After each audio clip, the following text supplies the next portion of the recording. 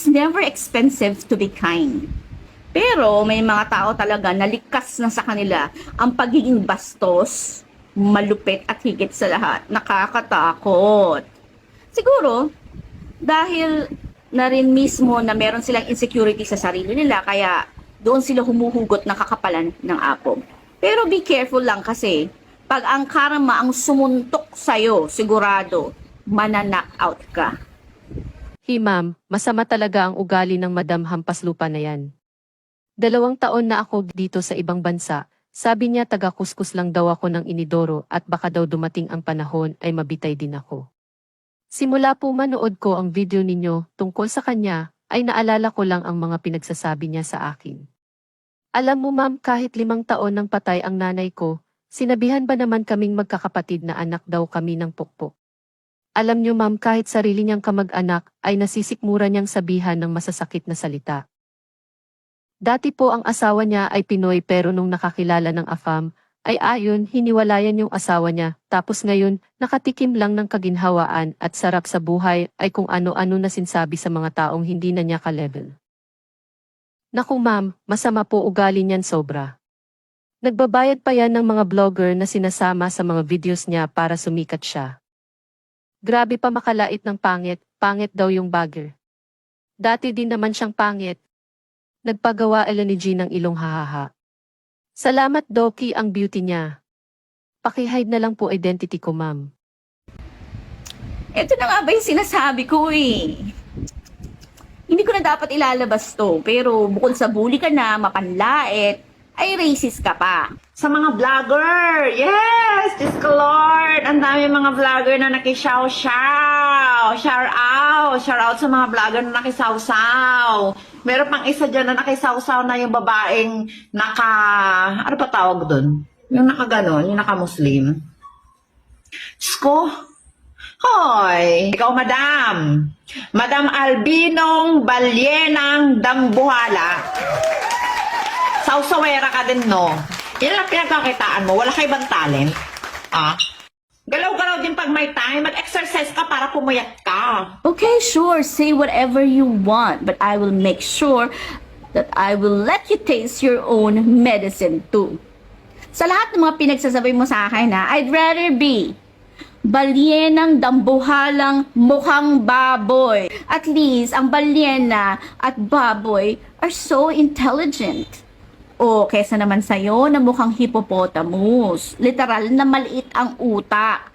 At mukhang bayawak na bukod sa stupido ay merong pinakamaduming bibig sa buong animal kingdom. And yes, that is... Teka, you're asking me what's my talent, di ba? What's yours, ha? Maging palingkerang bungangera na mapanglait at wagas manapak ng pagkatao ng kapwa? Ha? Yun ang talent mo? So obvious. Ay nako guys, bihira akong magpapatol ng personal sa mga taong kagaya nitong si Madam Hampas Lupa, pero ni talagang ipamukha sa kanya kung anong klase siyang nilalang. Kaya ituloy natin ang panlalait ni Madam sa akin. Tapos sinabi pa ni Albinong Balyena na mukhang baboy, kaya niya pa, bakit Madam? Maganda ka ba? Oh my God! Okay, mas maganda ka sa akin. At least ako, amoy Bulgari. Ikaw, ang mukhang amoy putok. Yes, ew. Beauty is in the eye of the beholder. Pero teka, kailan pa naging amoy tae ang Bulgari, ha? Sinamihan mo ako na mukhang amoy putok because I am well covered. Your judgment against me on how I look says what kind of a person you are. Hindi ka lang hampas lupang bungangerang mapanlait na feeling entitled. Racist ka pa. Hindi lahat ng taong pinili mag-cover ng buhok at ng katawan ay mabaho na agad. Bakit? Lahat ba ng taong hindi naka-cover mabango? Ha? Kagaya mo na lang for example, pabulga-bulgari ka pa pero buong pagkatao mo naman nabubulok na. Kahit anong high-end perfumes pa ang ginagamit mo, mga ngalingasaw ka pa rin. Kahit pa siguro pagsamasamahin ang tae ko at tae ng mga bashers mo, mas mabaho ka pa rin dun. Imagine that.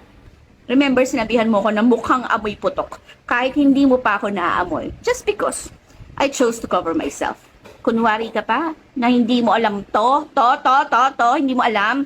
Tapos, makikita ko na nakaganyan ka, ha? Ano yan? Whoo!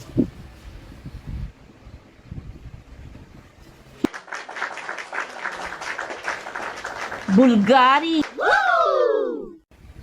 What's the moral lesson of the story? Ha? Huwag maging bully. At huwag manlait sa itsura ng ating kapwa, lalo na't alam mo sa sarili mo ha, na hiram lang din ang taglay mong ganda.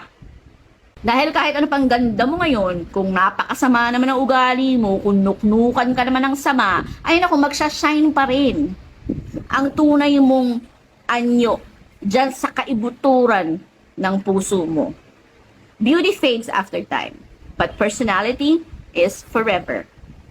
Oh, yung sinasabi mo kay Kuya Bagger na Ang pangit ng ano niya, ang pangit talaga niya. Sobra niyang pangit. Pangit na yung ugali niya, ang pangit pa ng mukha niya. Yes, pangit ka! ay more than million times ang balik sa'yo. This is what you call perfection. Bagay na bagay, swak na swak. Bullseye ba, madam, ha? Kaya wag mong ipamuhay ang pagiging hampas lupa mo dahil hindi yan nakaka-proud. Hampas lupa means good for nothing. Yung nawalan ng dignidad dahil sa sobrang kahirapan. Yung mga bastos. Yung disrespectful or mahilig magbigay ng mga derogatory words. Pero kung sabi mo nga ganyan ka talaga, wag ka na ma-surprise. Bakit ka nababash or bakit maraming tao nagalit sa'yo? Kasi walang sino man na may gusto sa taong hampas lupa.